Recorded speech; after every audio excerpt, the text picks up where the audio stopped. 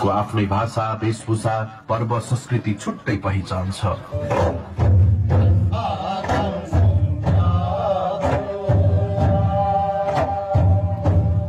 हालको नेपाल हुनु अगाडि नै तामाङको राज्य शासन प्रणाली र नेतृत्व थियो।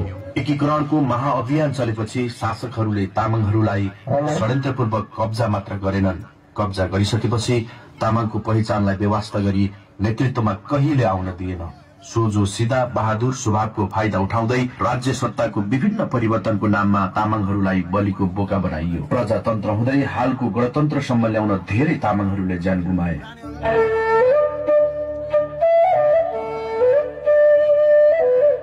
तामाङको ठुलो चढेलो छार, भाषा र संस्कृति अपार, लगाऊ पोसाक सजाएर, दुःखमा पीडा लाउँदै पार, तन्काई टुङ्ना गोतार, नचाउन डम्फो बजार। आयो है हाम्रो लोछार, नचाउन डम्फो बजार, नचाउन डम्फो बजार। लासो ओ है कान्छी हानङ है भ्याप्टासम्म गर्न तिम्रो हाउ है जामे मुबा हानङ निजी निजी।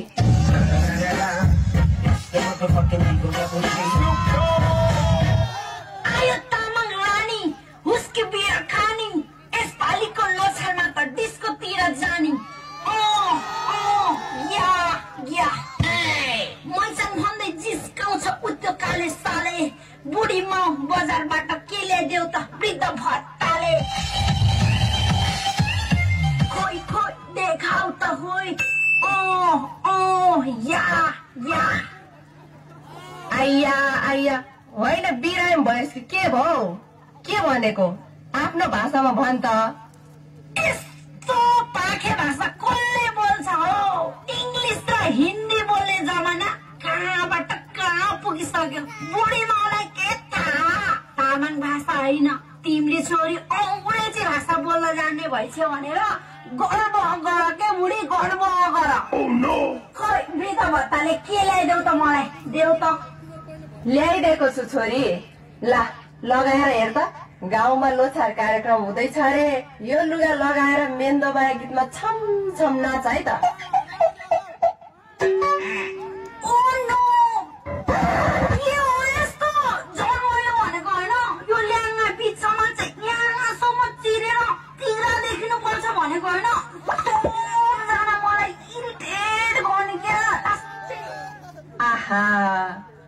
कति राम्रो देखियो जामेलाई। छोरी यो ढाकर पनि बोक त, कस्तो देखिन्छ। ल ल ढाकर नबोके नि यो डम्फु बोकेर नाच्दा छोरी, म गीत गाउँछु। डम्फुको घेरो कोइरालो काठ, घेरोको किल्लो निङ्गालो, बुढी भए अब नाच्ने त छोरीको आयो पालो, नाच्ने त छोरीको आयो पालो। लासो यस्तो जाब छोटो ढ्याङ्गा कसले बनाउँछ?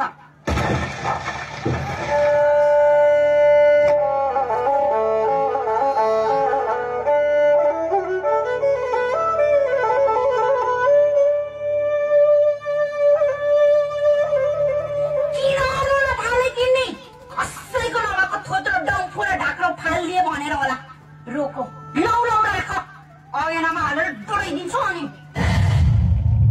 के भनिस् रे? ए म भन्दा प्यारो यो थोत्रो डम्फुले ढाका लागेछ होइन, यी निजी घरबाट निस्किनु।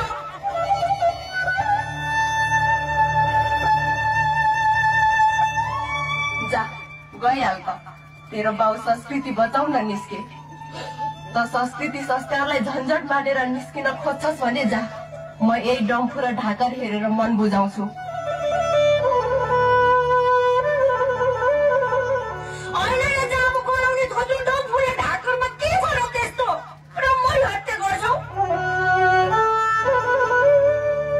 यो डम्फु छ नि हाम्रो पुर्खाको नासो हो। अनि अर्को कुरा सुन, यही डम्फु बजाएर रातभरि थापरेसिलो गीत गाएर माया पिरती बसेको थियो।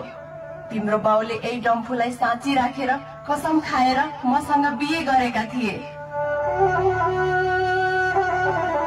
डोल्मा, म त ढाक्रे हो, तिमीलाई दिन मसँग केही छैन। जसरी यो डम्फुमा 32 बाँसको किलेले घेरेको छ, हो उसरी नै तिमीलाई इज्जत सम्मान दिएर सुरक्षामा गर्नेछु। म ठग्न जान्दिन, भारी भोकेर भए पनि तिमीलाई पाल्छु।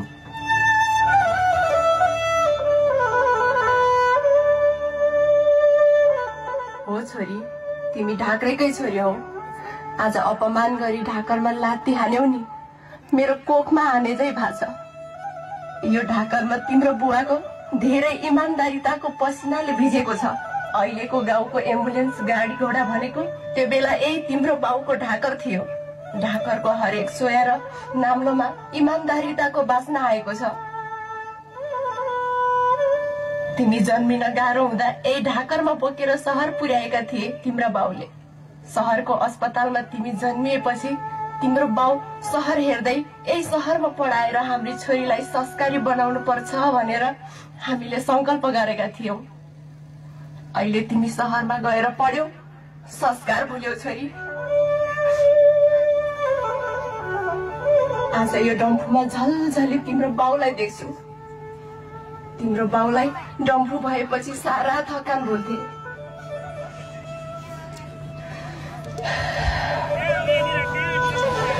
तिमी त 10 महिनाको सानै थियौ।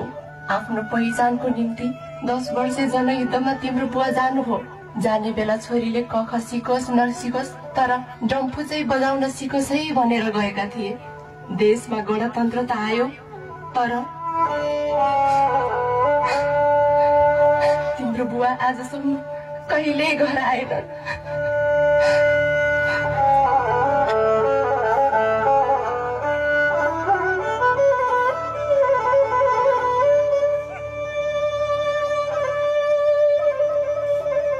हरेक तामाको घरको ढोकामा डम्फु र टुङ्गा झुन्ड्याएर राखौं।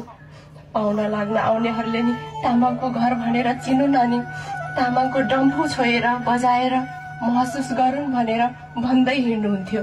परिचय पोसाकमा झल्किनु पर्छ भनेर लोछारमा मात्र होइन 12 महिना आफ्नो पोसाक लगाउनुहुन्थ्यो। यही लुङ्गी फरियामा हुर्केकी छोरी आज लुङ्गी लगाउन झन्झट मान्छे।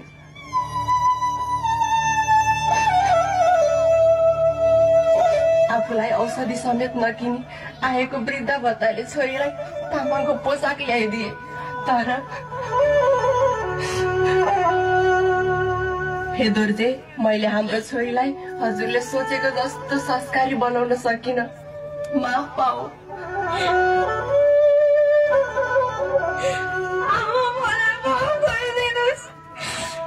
मैले आधुनिकतामा रमाउने होडले मौलिकता बिर्सिएछु। आमाको भाषा मातृभाषालाई हेला गरेछु।